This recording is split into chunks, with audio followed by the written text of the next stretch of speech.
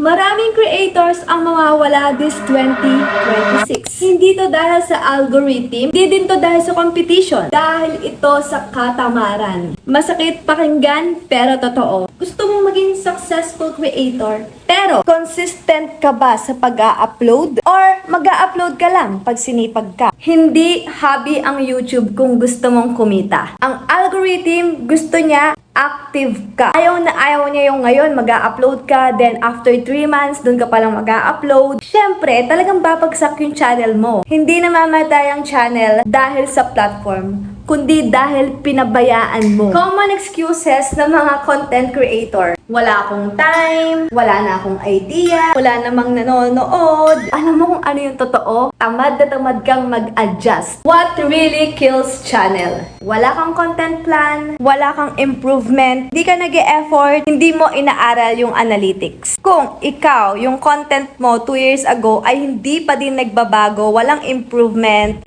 hindi nag-aaral ng mga basic editing, bakit ka mag-expect ng growth? Marami talaga yung gustong maging YouTuber, pero ang totoo, konti lang yung mga willing matuto. Gusto nilang kumita kaagad, gusto nila agad may resulta, pero ayaw nila ng disiplina. This 2026, disiplina po ang labanan. So, ano dapat ang gagawin mo? Mag-set ka ng schedule sa pag-a-upload. Kahit hindi perfect mag-upload ka, aralin mo ang retention. Mag-improve bawat video. Treat it like a business. Hindi pwedeng emotional creator ka lang. Dapat strategic ka. Kung tinatamad ka ngayon, baka ikaw ang dahilan bakit mawawala ang channel mo this 2026. Yung mga nawawalang channel, yan yung mga walang consistency. Tanong, isa ka ba doon? Ano ba yung hobby ng creator at ng serious creator? Kapag hobby creator ka, mag-a-upload ka pag may idea ka. Kapag may mood at wala kang plano. Pag serious creator ka, may content calendar ka, meron ka ding editing schedule, may target ka na video kada buwan. Kung aasa ka lang sa puro motivation, kaka-scroll mo dyan, wala yan. Walang mangyayari. Sa totoo lang, hindi naman lagi, di ba, nasa mood tayong gumawa ng content. Mahirap talaga. May araw na hindi maganda yung mood mo, hindi ka laging ganado, pagod ka galing trabaho, tapos wala pang views yung last upload mo. Pero ang tanong, mag-a-upload ka pa rin ba? Kasi kung hindi, doon nagsisimula ang dead channel. Hindi sa algorithm, hindi sa haters, sa araw na pinili mo na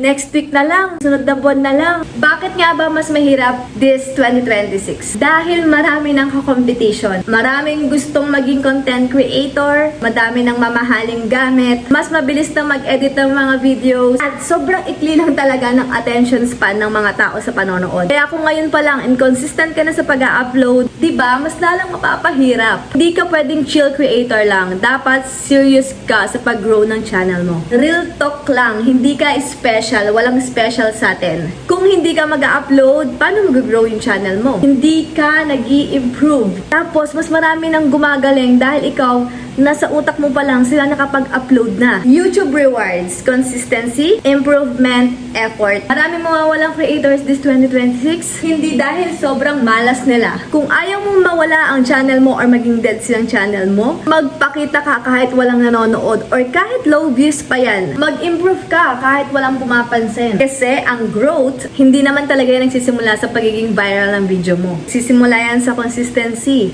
2026, kahit anong pa yung platform ang piliin mo, kapipiliin o hindi ka magiging viral kung pinipili mo lang ang sarili mong katamaran. Comment, no excuses this 2026 kung hindi ka kasama sa mawawalang channel. Thank you so much sa panonood. God bless us all.